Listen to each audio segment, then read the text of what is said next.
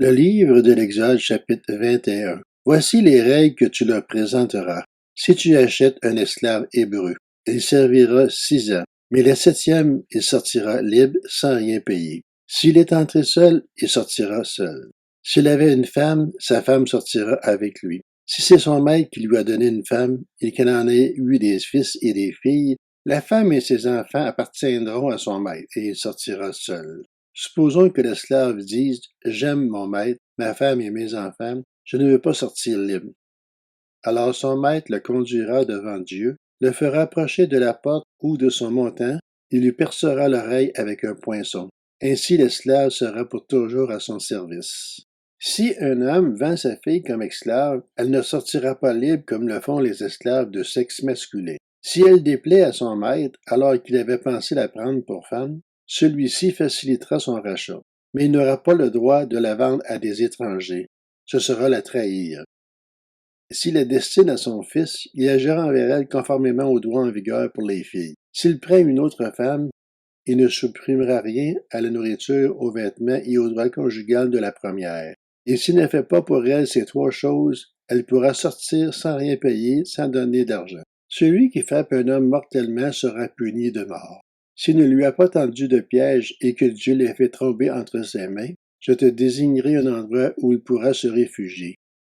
Mais si quelqu'un agit méchamment contre son prochain en employant la ruse pour le tuer, tu iras jusqu'à l'arracher de mon autel pour le faire mourir. Celui qui frappera son père ou sa mère sera puni de mort. Celui qui enlèvera un homme, qu'il l'ait vendu ou qu'on l'ait trouvé entre ses mains, sera puni de mort.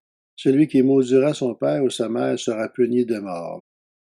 Si des hommes se battent et que l'un d'eux frappe l'autre avec une pierre ou avec le poing, sans causer sa mort, mais en l'obligeant à garder le lit, celui qui a frappé ne sera pas puni dans le cas où l'autre viendra se lever et à se promener dehors avec son bâton.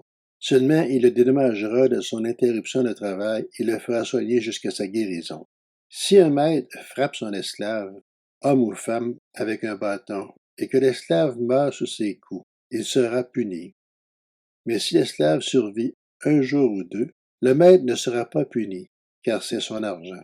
Si des hommes se battent, heurtent une femme enceinte et la font coucher, sans qu'il n'y ait de conséquences malheureuses, ils seront punis d'une amende imposée par le mari de la femme, qu'ils paieront devant les juges. Mais s'il y a une conséquence malheureuse, tu donneras vie pour vie, œil pour œil, dent pour dent, main pour main, pied pour pied, brûlure pour brûlure, blessure pour blessure, plaie pour plaie. Si un homme frappe l'œil de son esclave, homme ou femme, et qu'il lui fasse perdre l'œil, il le laissera partir libre pour prix de son œil. Et s'il fait tomber une dent à son esclave, homme ou femme, il le laissera partir libre pour prix de sa dent. Si un bœuf frappe de ses cornes un homme ou une femme, et que la mort en résulte, le bœuf sera lapidé. On ne mangera pas sa viande et le maître du bœuf ne sera pas puni. Mais si le bœuf avait déjà tendance à frapper, et si on en avait averti son maître, qu'il ne l'a pas surveillé, dans le cas où il tuerait un homme ou une femme, le bœuf sera lapidé et son maître sera puni de mort. Si on impose au maître un prix pour le rachat de sa vie, il paiera tout ce qui lui sera imposé. Si c'est un fils ou une fille que le bœuf frappe, on lui appliquera cette règle. Mais si c'est un esclave, homme ou femme, on donnera 30 pièces d'argent au maître de l'esclave et le bœuf sera lapidé. Si un homme retire le couvercle d'une citerne, ou bien si un homme en creuse une sans la couvrir, et qu'il y tombe un bœuf ou un âne, le possesseur de la citerne paiera au maître la valeur de l'animal en argent et gardera l'animal mort. Si le bœuf d'un homme frappe de ses cornes le bœuf d'un autre homme, et que la mort en résulte, ils vendront le bœuf vivant et en partageront le prix, et partageront aussi le bœuf mort. Mais s'il est connu que le bœuf avait déjà tendance à frapper et que si son maître ne l'a pas surveillé, ce maître rendra bœuf pour bœuf et gardera le bœuf mort.